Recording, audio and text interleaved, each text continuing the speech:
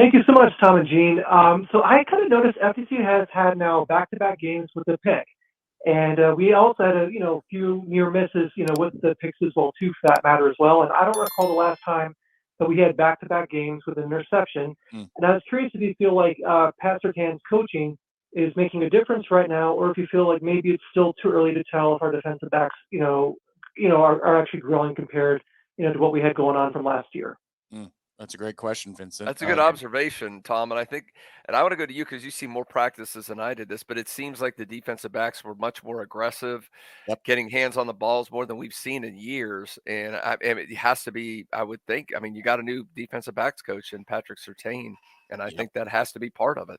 Yeah, this is on a tee. I love this question for a lot of reasons. Last year, Florida State had just 8 interceptions all season long. They played 13 games. That's not good enough. 16 turnovers in general were generated.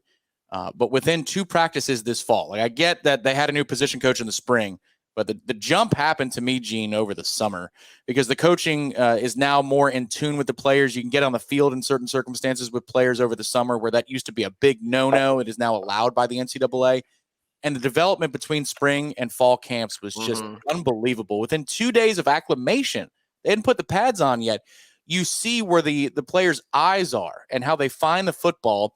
And Coach Surtain said it to Corey in the interview they did at the luncheon that zone eyes was a key for them. That's a term, a mantra, zone eyes. Even though they're playing in man, you can still. He's like, look, if you're behind in coverage, yes, you trail. You get your hands up at the point of the catch to try and break on the ball, break up a pass. And Southern Miss pulled that off a couple of times tonight, where they're in trail, so to speak. But you're allowed to turn your head around and find the football, which is just let's see again. I think Ralph keeps on getting generated up to. So bless you, Ralph. Bless you by all means. But this has been an absolute night and day process. And there's a play, Gene, to me in the second half where it is exemplified. Edwin Joseph, number 13, is defending a play in the end zone. He does not come down with the interception. He doesn't follow through on the play. Squares his shoulders up to the ball, gets up, does the hard work. Reminds me of a young Tavares McFadden.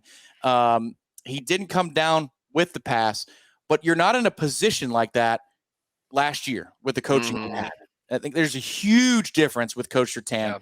Your thoughts, Gene, but that's just I love that question because he's right. Vincent is correct. I perked up as soon as I heard that because I go, that's what we saw in practice. And it's nice when sometimes we see stuff in practice and it's frustrating when it doesn't translate to the field. And we saw the defensive backs and you guys, I know a lot of you guys raved about it. And I saw a bunch of posts on the Tribal Council being like, you guys say this every year about the defensive backs. I go, no, we don't, not like this. Yeah. And like you said, I think that goes to Patrick Surtain's coaching. There should have been another interception in the game, and I still want to see the replay. I don't know if there is a good replay because they only showed – I don't know if there is a good shot of that. There might have been another interception in the game. So, that goes a long way, especially when you have a dominant defensive line because there's going to be more opportunities for those defensive backs to make plays on the ball in the secondary if they put themselves, like you said, Tom, in the correct position to make plays, and they weren't doing that before, and they're doing that now. So that's very exciting. I'll put my hand up as the guy, Gene, who has said that the defensive backs are better like 3 years in a row, only to get roasted every year. But, the thing I know in hindsight now, I was wrong about that, was that it was just that Florida State's receivers weren't very good for several years. So when you're going against yourselves in camp and you got a guy dominating, it wasn't about his skill. It was about that there was a lack of skill at receiver. But now you watch camp and the competition's so good that, Gene, even against the ones in fall camp, pick sixes happened. Interceptions in the end zone happened. I mean, that's something they rep every day. I'll tell you guys before we go to Ralph, our next caller, too. They have a drill in red zone where you have the defensive backs. One plays receiver, one plays his position, and they both vie for the ball. Like that, it's just that's the emphasis that they have on fighting for the football at all times. Well, and to go back to Corey's iron sharpens iron, when you have a Heisman candidate quarterback throwing the ball and you have Keon Coleman, the NFL first-round guy, maybe Johnny even. Yep.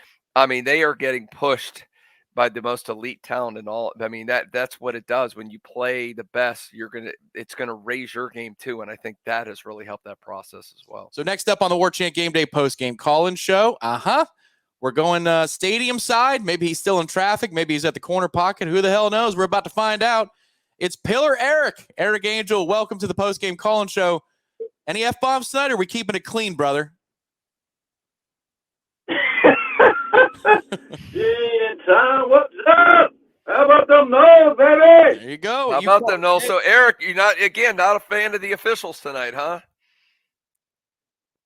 Oh, man, them God, I did that on purpose. I knew I was going to get him.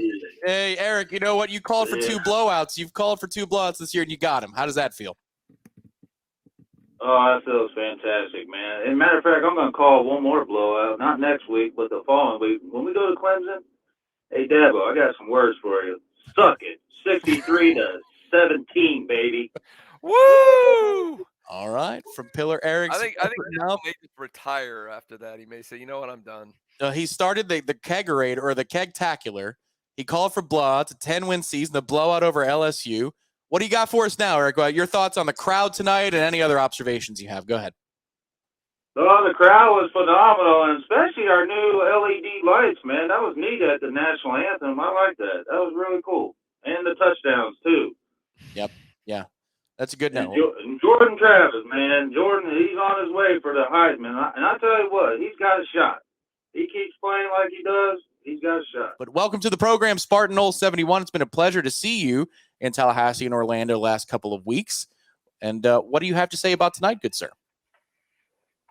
Thank you guys. Aloha. How's it? Really not a whole lot to say about the game. The guys did what they were supposed to do, and it felt great that they really learned how to truly dominate the teams that they're supposed to. So it finally feels like we're really on that sustainable level now. Whereas if you remember the victories over the so-called 5th-ranked North Carolina a few years ago, we're back, but we didn't feel right. This feels really, really right. So that's really the only thing I could say about tonight's game. The first half drops, you guys have already covered it. It just seemed like we had an off first half for some reason. We're going to get over that. There's no doubt about that. What I wanted to call in tonight for, as I head back home Tuesday to my Queen of Heart, the love of my life that's waiting on me, you guys have been fantastic. Orlando here, CP last night, the pregame this afternoon. Gene on down, everybody at Warchant. You guys are so freaking awesome. I know I said this after the Oklahoma game when I called in that I'm so happy you guys get to cover a winning team. I heard it in your voice throughout the pre-camp, the fall camp, and now we fans are getting to finally experience that with you, and it's so freaking awesome. Aloha to everybody out there. I love you all. I met Zach Zchan today, met some other Warchanters last weekend in Orlando.